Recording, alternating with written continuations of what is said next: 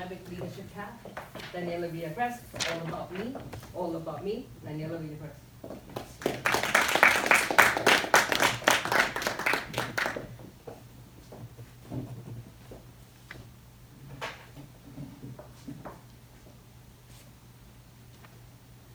My story began in Ecuador. In 1989, I was born in Guayaquil, Ecuador, a small country in South America, next to Peru and Colombia. There are not too many memories that I have growing up. I remember riding a bike, which I wasn't too good at because I was always falling. I remember eating crabs with my family, where we would cover our table with newspaper, and then we would dig in. And I don't know if you've ever ate crab, but it's really messy. That's why you cover the table with newspaper. The third thing I remember is probably the one that has always stayed with me, New Year's. It is this huge event, and it's not really called New Year's, it's Old Year. In Ecuador, it's called Año Viejo. And the way they celebrate it is each household or each family would have a puppet or a doll that's sort of life-size, and it's made out of newspaper. And you would take this outside in front of your home, near the street, and for Año Viejo, you would burn it. And it wasn't just one household, it was every home. As far as the eye can see, you would see all these dolls or puppets just burning. It's really something beautiful that you should at least experience once in your lifetime. These are probably the only 3 memories that I have from my childhood. And then, in 1996, my parents, well, my mom, decided to move.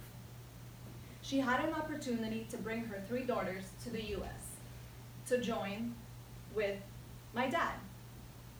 And sure enough, she took that opportunity. She left behind her family and friends to come to the US to give my sisters and me an opportunity for a better future. I'm sure that was difficult for her, but for me, at the age of 6, I don't remember a thing, to be honest. I know I was in Ecuador once, and next thing I know I was on an airplane, and then in the US. It wasn't a difficult transition, because at the age of 6, you adjust to things. It doesn't really impact you. However, once I came to the US, one of the challenges I had was learning the language. So I was registered to 2nd grade here in the US. We came to Jersey City, and I started going to ESL classes. If you're not familiar with that, it's basically where you learn everything in Spanish, and certain hours out of the day, you learn English. So they go through pencil, lápiz, chicken, pollo, and so on and so forth until you learn enough. I did that 2nd grade, 3rd grade, 4th grade, and 5th grade. Finally, 5th grade, I took a test where they pretty much said, you're proficient enough. You can now move forward to just regular classes. I was terrified. I don't think I was even scared to come to the US that much. It was more of that transition, going from what felt comfortable to me, just speaking Spanish, to just something completely different, new friends, new language. I was scared that, was I gonna make friends? Was I going to be made fun of because of my accent? Sure enough, 6th grade came around. It was a smooth transition. Before I knew it, I was already in 8th grade. I don't even recall anyone making fun of me, and I made so many friends that it was perfect.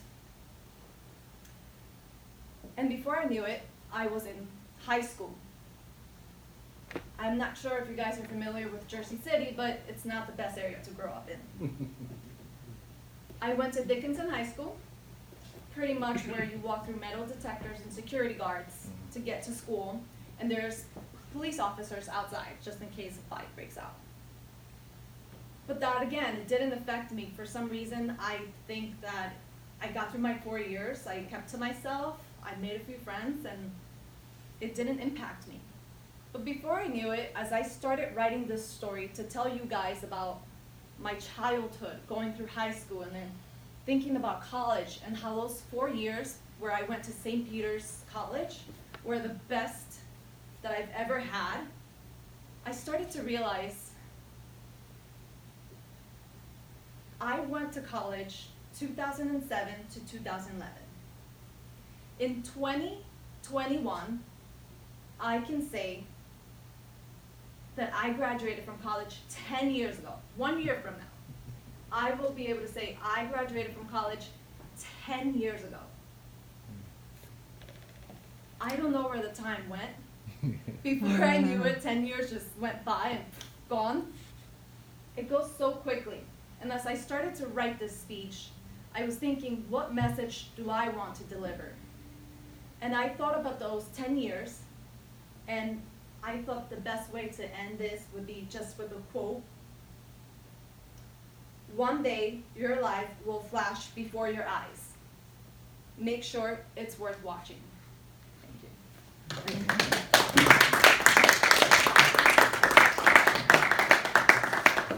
Another applause for Daniela.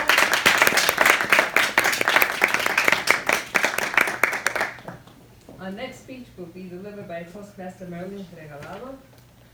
The title is The Power of Belief.